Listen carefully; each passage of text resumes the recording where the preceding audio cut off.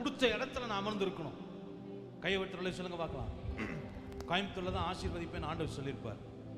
நம்ம டிக்கெட்டை போட்டு எங்க போய் உட்காந்துருப்போம்? சென்னையில போய் உட்காந்துக்கிறது. எங்க ஆசீர்வதிப்பேன்னு சொல்றாரு? ஹல்லேலூயா. நம்ம எங்க இருக்கிறோம்? சென்னையில இருந்துட்டு என்னை ஆண்டவர் ஆசீர்வதிக்கவே இல்லை.